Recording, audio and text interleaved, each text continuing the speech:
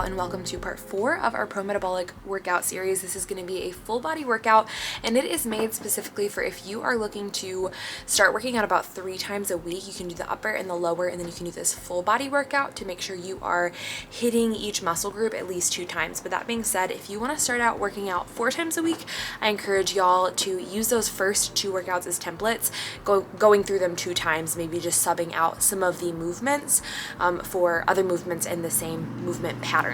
That being said, we're gonna have a little extra fun today, adding in some, we'll say, level 2 movements, just thinking about adding in a little bit of power, mixing things up. It's gonna be great. Come along, and thanks for being here. I kicked off my workout with a quick 5-minute warm-up, starting with some lateral lunges to really warm through my hips, inner thighs, and then I added in some torso rotation, reaching one arm to the opposite ankle to really warm up along my spine and just improve my mobility as a whole. So next I moved into some gliding planks or plank to down dog. Send your hips up high, stretch through your hamstrings, chest, upper back, and squeeze the core to press forwards into plank. I like to do about 10 of these. And then I went straight into some mountain climbers to continue warming up my core, just keeping the shoulders right over the wrist, really squeezing the abs to bring my knees into the chest. So after I did about 2 rounds, no set rep range, but until I was nice and warm of these movements, I moved into what are called my Ys, Ts, and Ws. And these were actually recommended by my chiropractor to help tell the right muscles in my back to fire. And so I am reaching up in a Y raise with really light weights here.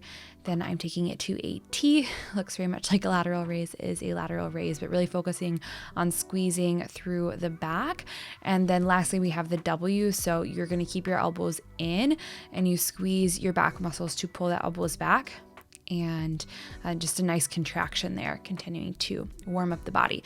So for my first working exercise, I did some assisted pull-ups. You can absolutely do a lat pull down instead, but I used the assisted pull-up machine, and we started out with about 4 sets of 6 to 8.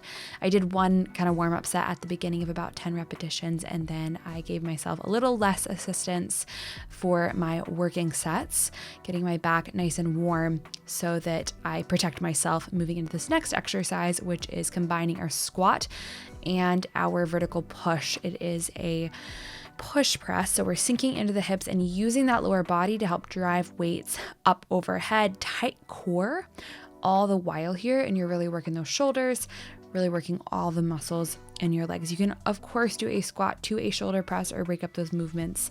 Again, about 4 sets of 8. And then I supersetted here a chest press with, as you'll see in a minute, a supported low row. But made sure my elbows were below the shoulders with this chest press. Squeeze the pecs to drive your arms up towards the sky. Using heavy weights, hitting about 6 to 8 repetitions here. And you want to find a weight that takes you within about 2 repetitions of failure. At least that's what I like to do to really try and maximize my strength. And then, like I said, I superset this with my bench supported row. So in one hand, I had a heavy dumbbell here. I'm squeezing my lats, the big muscle up and down my back, to drive the weight towards the chest, fighting to keep my hips and shoulders square. Again, tight core here. Really maintaining a nice flat back, thinking about relaxing the shoulders and the traps so that the back muscles really do their job. Same thing, about 4 sets of 8 per side, 6 to 8. And I did both of those movements back to back in the form of that superset, like I said, and then rested.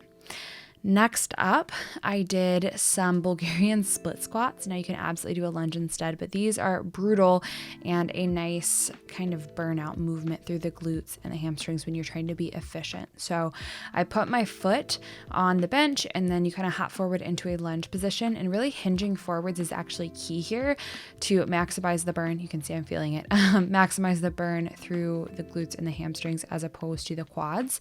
But that is another good hack. If you want to feel it a little bit more in your quads, you can keep yourself a little bit more perpendicular to the ground.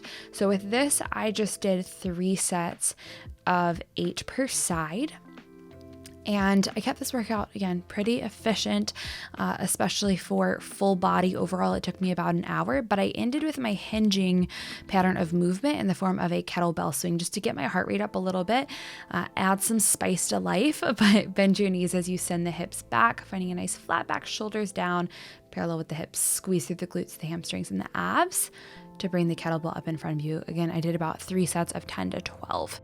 Well, that's the end of the workout. Thank you guys so much for watching. Please don't forget to subscribe. Until next time, bye y'all.